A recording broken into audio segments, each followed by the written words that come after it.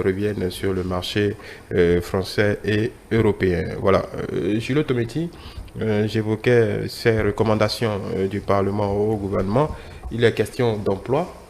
Il est question d'audit de la CIRAT, c'est ce que les députés ont demandé. Il est question aussi de la création, c'est une suggestion au gouvernement, d'un fonds de soutien aux agriculteurs en cas de crise majeure. Déjà, les deux premières recommandations, emploi et surtout l'audit de la CIRAT. On va peut-être commencer par l'emploi des jeunes, l'insertion des jeunes. Oui, d'abord, il faut commencer par peut-être préciser que le cadre normatif ou législatif de ces recommandations. Vous savez, le 12 juin passé, en prélude à l'élaboration du budget 2025, le gouvernement, par décret, a transmis à l'Assemblée nationale, comment on appelle, le document portant orientation budgétaire. Sur cette base, le vendredi, le 24 notamment, en fait, en commission, avec les différentes commissions impliquées et les membres du gouvernement représentés notamment par le ministre de la Justice, le ministre de la Coopération et les cadres techniques, le débat a eu lieu. Les parlementaires ont fait beaucoup d'observations, ils ont fini par faire des recommandations, au nom desquelles l'audit de la CIRAT et le renforcement, en fait, par rapport à la question d'emploi des jeunes.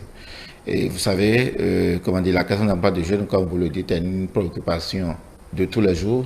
C'est une préoccupation essentielle et je ne pense pas que dans la sous-région africaine, même au plan mondial, on n'est pas encore arrivé à trouver en fait des réponses adéquates à cela. Mais il faut remarquer en fait qu'il y a un certain nombre d'efforts qui ont été faits. Et donc, c'est dans le sens du renforcement de ces efforts-là, puisqu'il s'agit en fait du patrimoine, de ce que nous avons en fait comme patrimoine humain. Donc, la question d'emploi est une question essentielle. Donc, le gouvernement, au-delà de tout ce qui a été présenté comme en fait mesures mises en œuvre, histoire de favoriser l'insertion des jeunes à l'emploi, il a recommandé que cela soit davantage, qui bénéficie en fait d'une attention toute particulière, ce qui peut donner en fait beaucoup de perspectives pour en fait les jeunes en quête d'emploi et notamment ceux qui viendront après. Ils ont insisté notamment sur l'insertion surtout des jeunes des lycées, d'accord, notamment des lycées agricoles, parce que vous savez en fait c'était un attelage pour le projet, favoriser, créer en fait beaucoup plus les lycées agricoles pour répondre en fait aux besoins en matière, agricole d'une certaine façon par rapport à nos matières, ce que nous savons le mieux faire et que nous vendons à l'extérieur.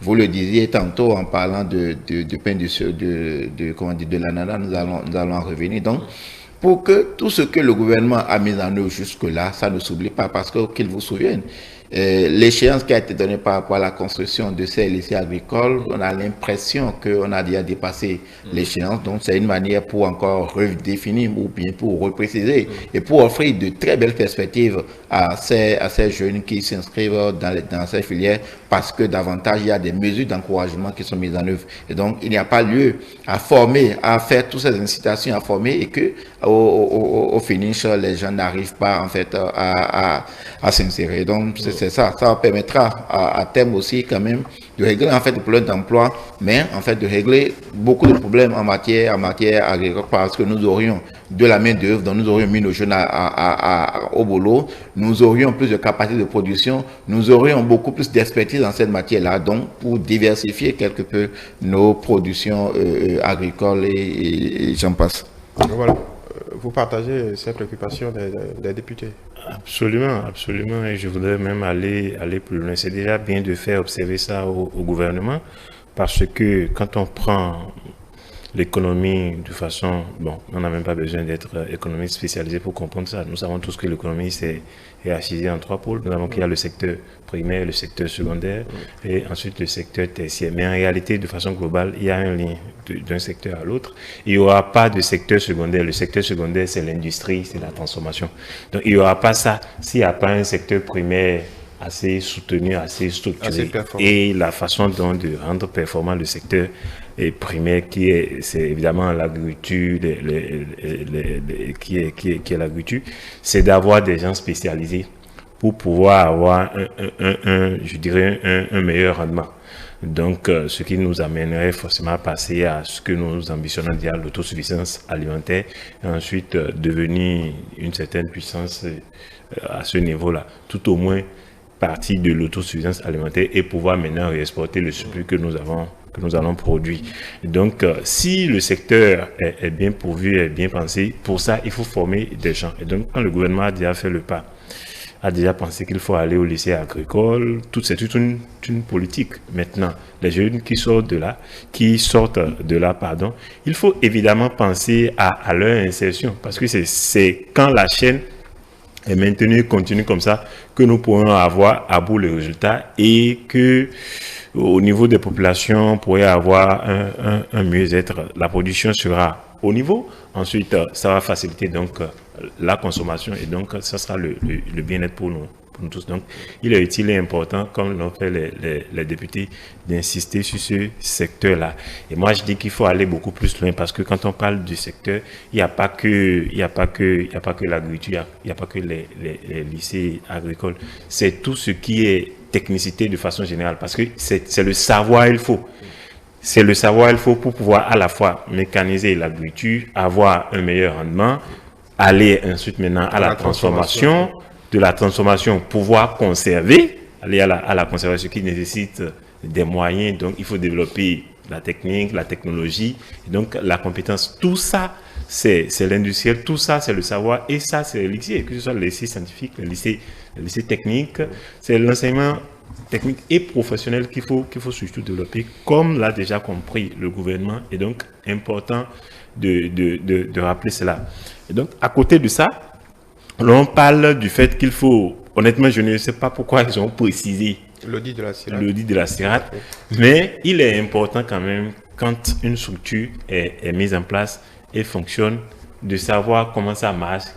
Quand ça marche, parce que c'est aussi quelque chose que nous n'avons pas l'habitude de faire, c'est une culture que nous n'avons pas ici et il est temps que nous puissions adopter ces habitudes-là. Quand quelque chose marche, il faut se demander pourquoi ça marche et chercher à comprendre pourquoi ça marche, ce qui fait que ça marche là.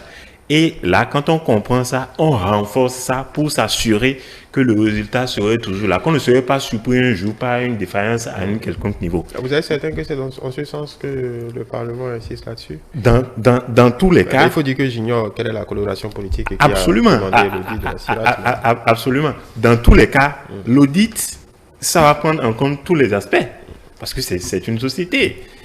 Les résultats, est-ce que les objectifs fixés, est-ce que on atteint cela, comment est-ce que la structure marche, est-ce que les résultats escomptés, comme je l'ai dit tout à l'heure, est-ce que cela est... Maintenant, dans la gestion, est-ce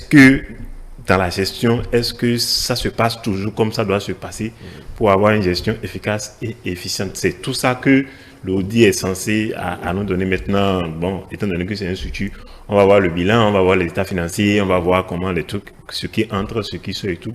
Et donc, les états, l'ensemble de tout ça révélera la santé de la structure.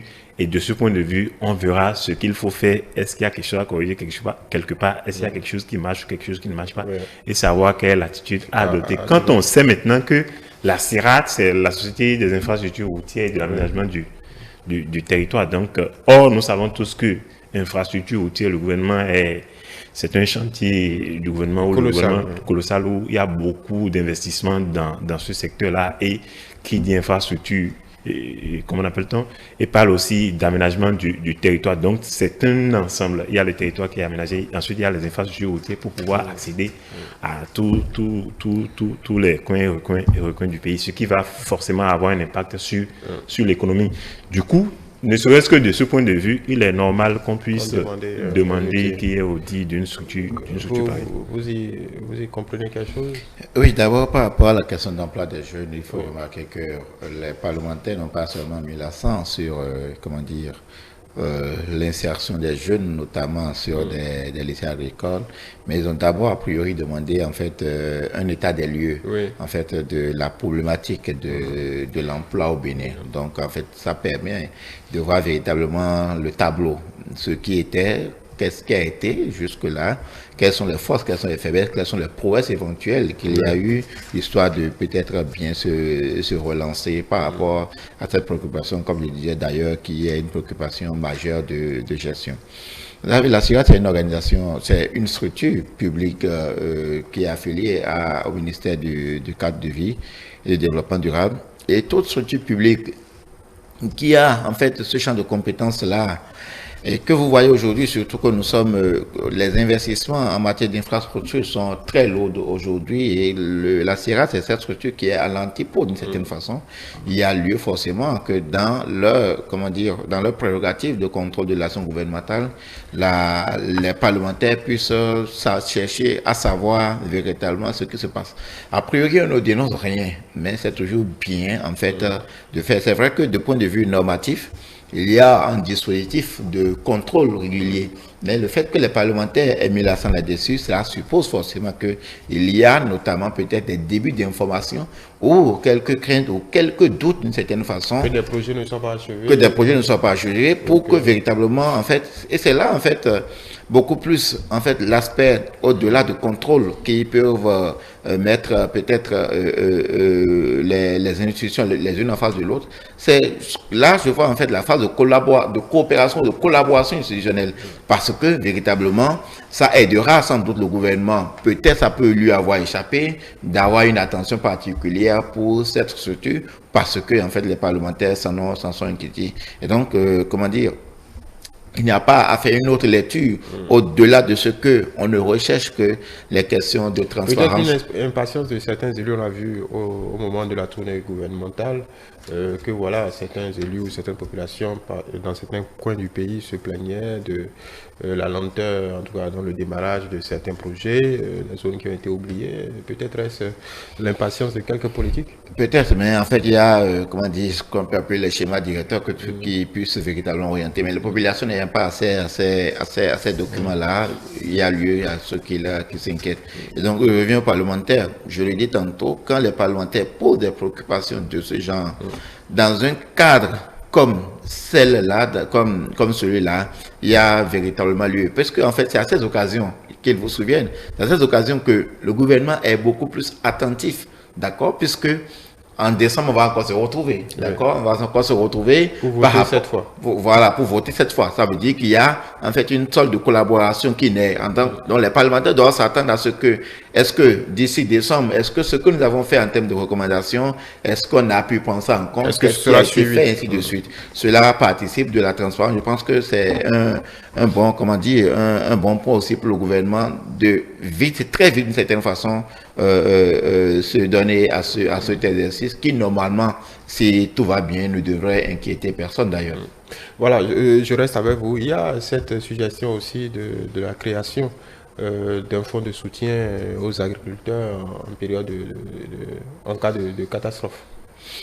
Oui, c'est vrai que le Bénin n'en a pas encore, mais je dirais encore bien au-delà, parce que vous voyez, nous avons au-delà des subventions en matière de ça, en fait l'aspect agricole, notamment par rapport au coût sur le marché, ça pose tous des problèmes. Et dans la sous-région, vous avez commencé par voir ce qui a commencé par naître en termes de catastrophe. Vous avez vu la Côte d'Ivoire la dernière fois, l'inondation auxquelles ils ont été fait face. Les quelques régions du Niger, vous avez vu en fait la sécheresse, qui dit en fait catastrophe naturelle, ce n'est pas forcément que les tsunamis d'une certaine façon. Donc ce sont les périodes de forte sécheresse, les périodes de débordement, ainsi de suite. Est-ce qu'il ne vaut pas mieux d'être prévoyant par rapport à ces choses-là et de prévenir un tant soit peu ce qui va venir? Ça permet en fait de maintenir en fait les personnes, les agriculteurs en fait dans une certaine confiance par rapport à tout ce qui peut arriver. Et ça nous permet, François Xavier, vous et moi, de trouver toujours assez en fait aux céréales, à nos produits en fait à un coût relativement le coût du marché, autrement que ce que nous avons connu, ces dernières semaines, ces derniers mois. Et donc, en fait, c'est pour quand même maintenir en fait un niveau de subsistance en fait qui ne nous ébranle pas, que les parlementaires ont fait ces suggestions-là. Mais en termes de suggestions, aussi, ou de recommandations, si vous le permettez, je voudrais en ajouter un que nous avons vu passer il y a quelques semaines, en fait, à travers un arrêté du ministre de la Finance et de la Coopération, par rapport, en fait, aux PME qui sont dans le domaine de fourniture, en fait, au structures publiques de matériel informatique. Les parlementaires sont revenus sur ça pour demander ce qui a motivé une telle décision et la nécessité en fait de travailler à sauver les PME qui sont dans ce secteur. Revenir sur la décision, sauver les PME. Oui, en fait. Parce que c'est pas le fameux regarder dedans. Non, en fait, c'est pourquoi en fait la première démarche a été il faut justifier, non pas justifier, mais le pourquoi. Vous et moi aujourd'hui, on ne pourrait pas dire en fait le pourquoi de cette décision, seulement que dans la note. Dans le document, l'État aurait redéfini avec un certain nombre de partenaires en fait des orientations par rapport aux fournitures, notamment pour se passer d'une certaine façon d'une certaine des intermédiaires pour accéder directement à ceux qui produisent. Donc il y a peut-être une nécessité d'amoindrissement de coûts, mais il y a à voir que dans le secteur, comme vous le dites, on a souvent l'habitude de dire il faut voir dedans tous les PME qui sont dans ce secteur. Si on coupe en fait tout ce qui est marché public en ce truc-là, il ne reste que les particuliers et les entreprises. Je me demande si véritablement beaucoup de PME qui sont dans ce secteur-là pourront survivre. Sur cette question précisément, la députée qui plaide pour les petites et moyennes entreprises vis-à-vis de cet arrêté. De mon point de vue, il est tout à fait normal que les députés puissent plaider à cela, étant donné qu'ils sont des représentations du peuple, donc des populations, qui les ont mandatés pour aller les défendre. Or, ces PME constituent quand même une partie importante du tissu économique du pays, le nombre de personnes qui sont employées et qui, donc, toutes ces familles-là, par lesquels qui arrivent à joindre les deux bouts en se basant, c'est-à-dire qu'en espérant trouver ces marchés publics-là et les sortir de cette façon-là sans même préavis, sans qu'on les aurait préparés à la chose. De mon point de vue, ça paraît un peu brutal. Et là, bon, vous savez, on est là en juin, quand vous avez fait on est là, on a terminé le mois de juin, on a entamé aujourd'hui le mois de juin, soit donc le second semestre de l'année. Et donc, quand vous êtes une structure sérieuse et que vous avez fait des prévisions sur l'année et qu'au cours de l'année comme ça, on vient vous annoncer une telle nouvelle par rapport à vos prévisions, c'est forcément un gros coup pour ces structures-là. Or, s'ils n'arrivent pas à opérer, c'est que quelque part aussi, ça fera un déficit pour l'État, parce que ces gens-là ne pourront pas peut-être payer les impôts et tout ça, ça rentre. Oui, pas forcément. L'État peut-être considère que les structures étatiques s'en tireraient à bon compte si la commande est directe. Évidemment, la commande serait directe de ce point de vue, mais quand on commande de cette façon-là, qu'est-ce que l'État, est-ce que du point de vue recette, est-ce que l'État gagne quelque chose en retour? C'est ça que moi je vois. Puis ces structures, ces PME-là participent en fait ils contribuent, ce sont des contributeurs, donc contributeurs à l'assiette fiscale. Donc quelque part, ça poserait un problème. Maintenant, de l'autre point de vue, du côté social aussi, ça poserait également un autre problème. De toute façon, il est important que que les députés en leur qualité puissent faire ce plaidoyer-là, puissent attirer l'attention du gouvernement pour finir maintenant, le reste, il reviendra au gouvernement de prendre ça en compte et d'agir. Voilà, en parlant des PME, pour finir sur le volet recommandations sur ce sujet, il y a ce que les députés, le Parlement a demandé des comptes au gouvernement quant au trop grand nombre à leur entendement de PME, d'entrepreneurs béninois qui sont allés s'immatriculer au Togo. Évidemment, cela pose la question de, quelque part, la compréhension la plus évidente qu'on peut avoir de ça, c'est par rapport à l'environnement des affaires, de la facilité à faire les affaires ici.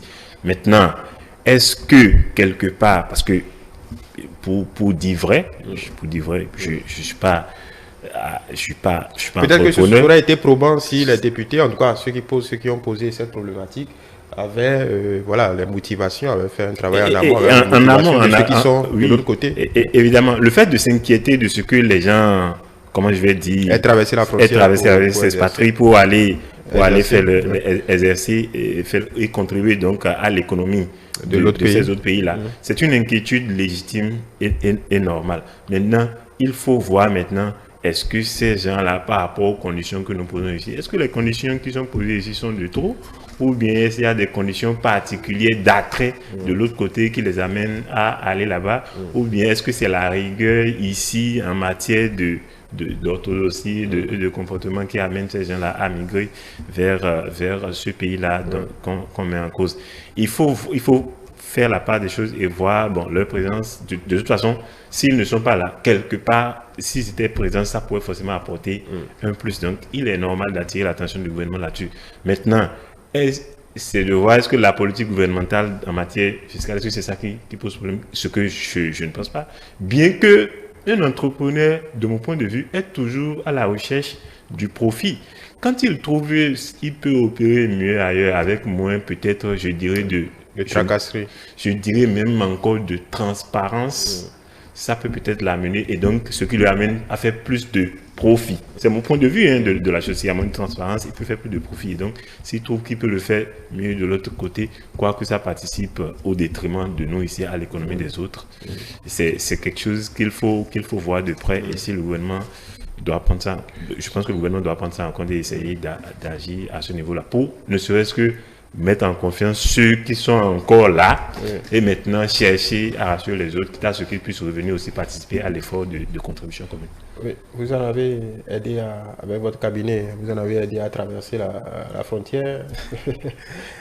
Non, j'ai plutôt de ma position faire la discussion avec un parlementaire sous forme de plaidoyer. Peut-être que les parlementaires vont soumettre en fait au gouvernement. Parce que de l'analyse, c'est que personne ne quitte son pays, surtout un entrepreneur, pour aller s'installer ailleurs volontairement. C'est parce qu'à un moment donné, en fait, les conditions paraissent plus avantageuses au dehors ou bien ça paraît plus corsé à l'intérieur. Vous faites une petite analyse, je ne vais même pas parler de chiffres. Il se fait que pour non-satisfaction des obligations fiscales, beaucoup, sur peut-être 2 ans, 3 ans, 5 ans, parce qu'ils sont prêts, ils ont commencé par être poursuivis en fait pour redressement ou bien poursuivis pour ça, on dit fermer baraque. Lorsque vous fermez baraque, qu'est-ce qui se passe? C'est-à-dire quoi? Vous allez avoir l'envie de survivre et pour survivre, vous ne pouvez plus exercer dans cet environnement-là parce que tout est bloqué, vous ne pouvez plus avoir accès au marché, vous ne pouvez plus exercer légalement d'une certaine façon. Et donc, qu'est-ce qui se passe? C'est les eaux d'une certaine façon entrepreneuriale, si nous pouvons le dire. Alors que lorsqu'on fait le point à un moment donné, puisque ces mécanismes en matière fiscale existent, lorsque l'État fait le point, en fait, c'est qu'il se rend compte que les chiffres existent, au bout de 5 années, voilà le nombre d'entreprises pour défaut de paiement de trucs là, se sont peut-être exilées d'une certaine façon. Qu'est-ce qu'on fait? Il y a lieu de créer. Et c'est d'abord l'impulsion sur les entrepreneurs, d'abord à travers les différentes organisations. Il y a la CCIB, il y a le patronat, il y a beaucoup d'organisations en fait, qui fait le plaidoyer pour ce qu'on peut appeler en fait une sorte, en fait c'est un recours gracieux que l'on fait, pour que l'État puisse amener de dire, au lieu que ces entreprises-là ferment ou aillent ailleurs, on leur fait des concessions peut-être sur ce nombre d'années, parce que l'État sait que c'est une créance irrecouvrable d'une certaine façon. C'est-à-dire quoi? Que les gens aient exercé ou bien que vous les empêchez d'exercer, c'est sûr que ces fonds-là ne peuvent plus rentrer dans les caisses de l'État. Mais comment faire pour permettre en fait aux entreprises de survivre, pour préserver en fait, nous étions en train de parler de la question d'emploi ou autre là, pour préserver en fait cette masse-là que ces PME absorbent, il y a lieu de penser en fait à ces mécanismes et considérer une sorte d'amnistie fiscale. Une sorte d'amnistie fiscale. Et en même temps, lorsque vous êtes à l'intérieur d'un pays, il faut considérer en fait votre environnement pour voir où est-ce que c'est plus favorable d'une certaine façon. Si, en fait, parce qu'aujourd'hui, c'est une sorte de concurrence, comme les ports, on vous dira le code de truc là, mais en parlant d'un pays, il n'y a pas que le Togo d'une certaine façon. Donc, pour ne pas faire fixation sur le Togo, il n'y a pas de Togo. C'est-à-dire quoi? Partout où l'entrepreneur voit qu'il peut se soustraire aujourd'hui à ses obligations parce que, bien entendu, il n'est plus en mesure d'y répondre d'une certaine façon, il va s'exiler. Parce qu'aujourd'hui, il est clair que lorsque vous tombez sur le coup de redressement, si vous ne connaissez vraiment pas le Sécu, il n'y a pas en fait une certaine transparence en la matière. Si vous connaissez le Sécu, vous allez vous en sortir. Si vous ne connaissez pas, vous allez sombrer. Il n'y a rien à faire d'une certaine façon. Donc, à partir de ce moment-là, lorsqu'on fait peut-être la bataille de ce que les gens doivent respecter, vous savez que sur ce plateau, moi je suis pour le respect des obligations fiscales. Mais lorsque vous faites en fait l'analyse sur un certain nombre de temps et que vous vous rendez compte au regard des chiffres que véritablement ça ne permet pas aux gens de revenir dans l'activité et que ça crée en fait d'autres soucis, d'autres problèmes sociaux, il y a lieu de réviser en fait ces stratégies tout là. Et je pense en fait les députés font bien de revenir, mettre ça sur la table, de revenir sur ces questions sur la table. Encore faut-il qu'il y ait des chiffres probants, on sache combien d'entreprises.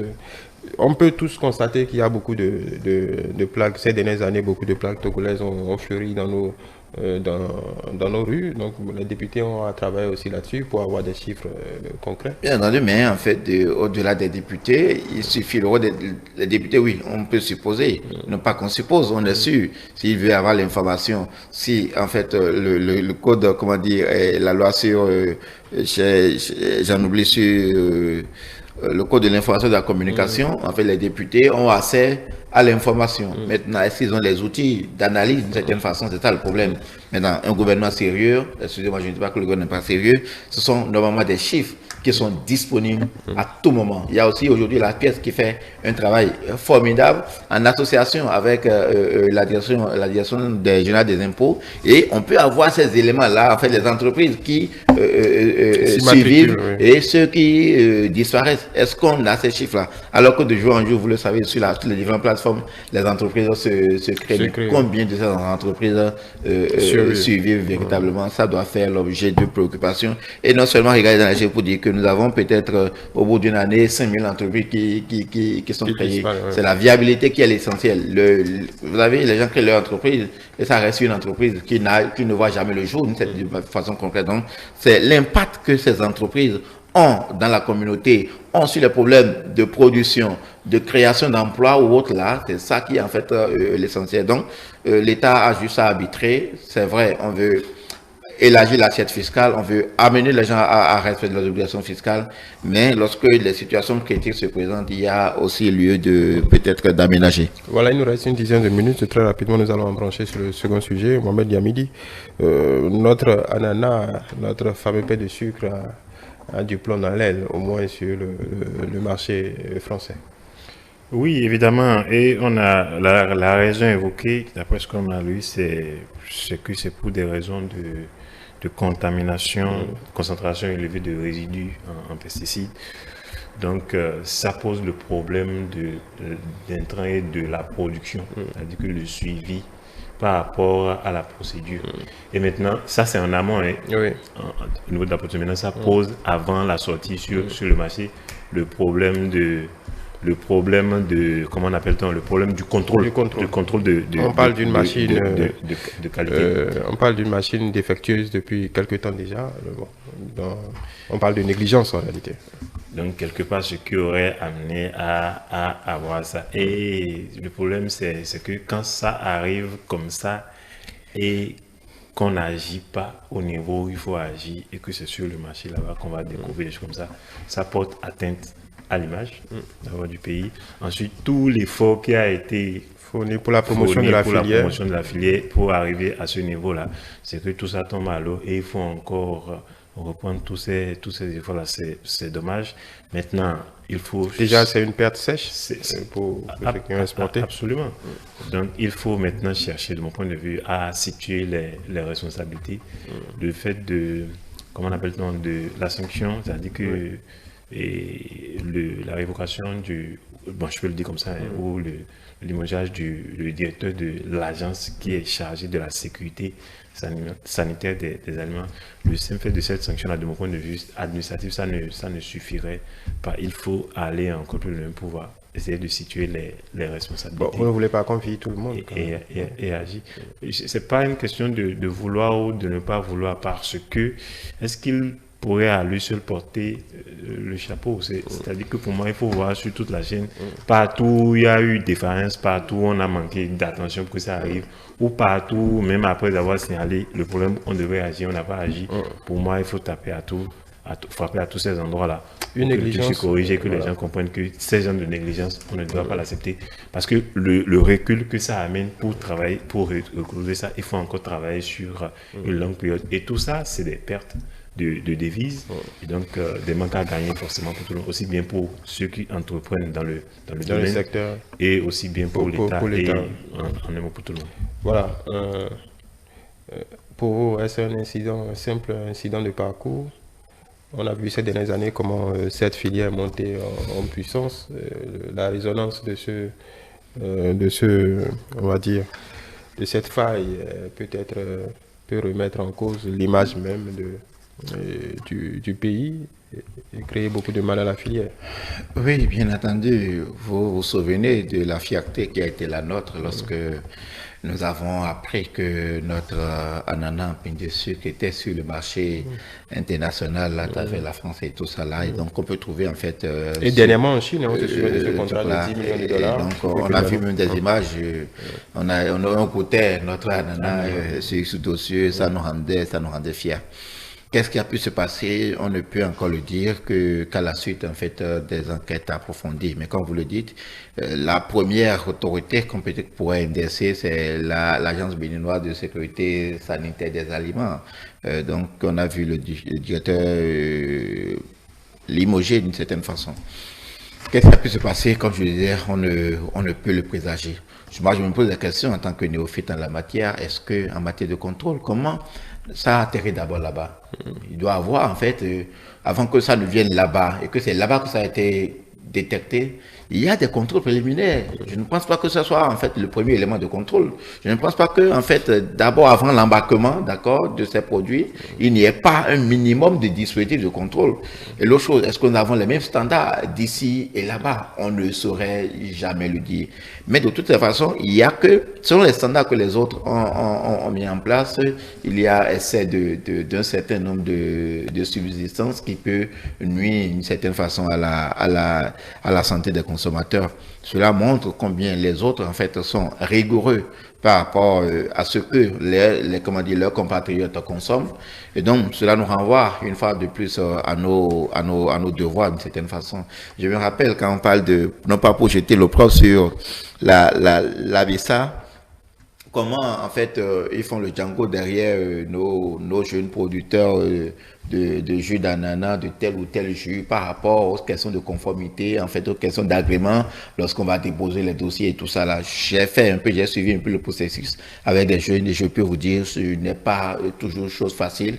Et c'est comme si on est beaucoup plus dans dans du formalisme en termes de documents que dans vraiment l'analyse des trucs là et le contrôle qui doit suivre. Et donc cela appelle en fait à l'ABESA, quel que soit en fait le niveau d'implication par rapport à ce qui est décelé, plus de professionnalisme, plus de moyens, plus de sérieux par rapport à ce qui se fait. On ne peut pas dire que c'est le directeur, comme je le disais tantôt, on attend de voir peut-être les conclusions de l'enquête d'une certaine façon, mais a priori, il lui a demandé, comme déjà l'a fait, puisqu'il a été logé, c'est une structure sous tutelle du ministère de l'élevage, de l'agriculture, de l'élevage, de la pêche, donc le ministre a déjà fait, donc ça doit continuer pour que nous sachions véritablement ce qui s'est passé et comment faire très vite, en fait, pour corriger oui, justement, parce qu'à la date d'aujourd'hui, c'est le plus important. C'est le plus important. Que le produit revienne très vite. Comment faire pour que le produit revienne très vite dans les rayons des supermarchés, au-delà de nos frontières? Ça doit être la préoccupation majeure. Je pense que ceux qui nous dirigent font le nécessaire pour ça, parce que tout l'investissement humain et financier qui a été derrière tout ça, avant que nous n'atteignions ce niveau, n'a pas été facile. Donc, revers de la main, on ne peut pas laisser tout sombrer. Quelque chose doit pouvoir être fait. Ouais. Évidemment, parce que oui, c'est le plus urgent. Et ça pose là le problème de contrôle de qualité. Puisque Julio parlait de tout. C'est un process, parce que là, on parle de contrôle et on parle de qualité. Donc, c'est un process. Pour moi, ça rappelle. Vous étiez en train de demander tout à l'heure pourquoi on a demandé l'audit de la CIRAT. Ici, évidemment, il faut aller aussi il faut aller auditer là pour voir en termes de process, est-ce que le process est ce qui devrait être ensuite, est-ce que c'est toujours respecté? Si ce n'est pas toujours respecté, à quel moment déjà il a commencé par avoir faille? Ensuite, qu'est-ce qui a été fait quand on a appris ça? Donc c'est pour ça que je disais tout à l'heure qu'il ne suffit pas d'émettre le directeur de ses fonctions. Il faut aller en profondeur pour voir sur toute la chaîne, partout où on devait réagir, est-ce que les gens agissent comme il le faut? C'est ça la bataille, et rapidement revenir à la norme, rassurer les partenaires, rassurer le marché extérieur, ces gens-là, pour qu'on puisse rapidement retourner encore et continuer par faire le profit pour tout le monde, aussi bien pour ceux surtout pour les acteurs de la filière. Pour les acteurs de la filière. C'est quelque chose, pour moi, de très important. Il ne faut pas du tout lésiner sur les moyens pour faire toute la lumière sur ce dossier-là. Voilà ce qu'on pourrait dire sur ces deux sujets. On a plutôt fini, oui, juste très rapidement. Je voulais ajouter quelque chose. Oui. Je me demande si, au plan interne, par rapport à nos consommations, est-ce qu'on a des raisons de s'inquiéter? On peut se poser la question. On a des raisons, parce que si c'est découvert ailleurs, bon, nous sommes humains comme eux. C'est une question légitime. Si ça pose problème chez eux, c'est qu'a priori, ça pose problème chez nous ici. Maintenant, ça ramène un peu, par ailleurs, la question du sérieux chez nous ici, parce que j'ai lu ça sur le site de leur site de consommation. Bon, en même temps, les normes ne sont pas harmonisées partout. On n'a pas tous les mêmes normes. Non. Donc, quelles sont nos normes à nous? Peut-être que c'est la question qui est ça aussi. Voilà. C'est pour ça que je parlais tout à l'heure de process. Mais en même temps, même si... Parce que déjà, dans l'Union européenne, les normes ne sont pas harmonisées. C'est déjà inquiétant. Oui. Quand on parle de excès au niveau de pesticides, c'est-à-dire que, c'est vrai que ça pose un sérieux problème. Donc, pour moi, je ne veux même pas chercher à savoir quelle est la norme chez nous. Si ça pose problème à la consommation là-bas, c'est que ça doit poser autant de problèmes ici, parce que ce qui peut les arriver là-bas en tant qu'humain, c'est la même chose qui peut nous arriver ici aussi en tant qu'humain. Donc, pour moi, de ce point de vue, il n'y a pas de quoi badiner par rapport à ça. Et ça nous invite à beaucoup plus de sérieux aussi pour ce qui se fait chez nous ici en matière de contrôle de ce que nous consommons, de ce que nous mettons sur le marché. Ceux qui ont à charge, ceux qui ont ça à charge, doivent aussi se prendre au sérieux. Non, pour nous, comme nous qui achetons directement à la lisière. Je n'ai pas envie de dire comme quelqu'un, Dieu nous garde. Qu'est-ce qu'on fait? Ça me rappelle quand la Covid battait son plein ici. On peut supposer aussi que ce soit un échantillon peut-être contaminé, puisque si les produits sont exportés depuis des années déjà, donc, ça peut arriver, ça arrive même dans les... Absolument, parce que je suis en train de lire que ce qui est mis en cause dans la référence, ça a été mis sur le marché autour du 4 juin, il me semble, parce que je lisais tout à l'heure là, donc ça peut être un échantillon contaminé. Je peux donner un peu de crédit à ce que vous dites là, mais de toutes les façons, ça nous amène à être beaucoup plus éveillés et sérieux. Il ne faut pas faire peur dans les chaumières. Notre pain d'ananas, notre pain de sucre, pardon, nous y tenons. Voilà. On verra bien, on va suivre ce dossier. Nous tenons aussi à la santé des populations. Oui, bon, on dit la même chose. Nous allons suivre évidemment ce dossier, les prochains développements. Merci à vous. Mohamed Yamidi, je rappelle que vous êtes analyste politique, expert en communication éditoriale et digitale. Julio Tometti, juriste, analyste politique et gérant du cabinet juriste et associé. Mesdames et messieurs, merci de nous avoir suivis. C'est ce qu'on pouvait dire sur ces deux questions à la date d'aujourd'hui. Nous reviendrons demain, bien évidemment, même heure, même chaîne pour d'autres développements. Mais en attendant, vous pouvez retrouver nos échanges sur notre chaîne YouTube ETélé Bénin, notre site internet du même nom, notre page Facebook ETélé en direct et continuez par nous suivre, bien évidemment, via notre application ETélé Bénin, ETélé avec vous pour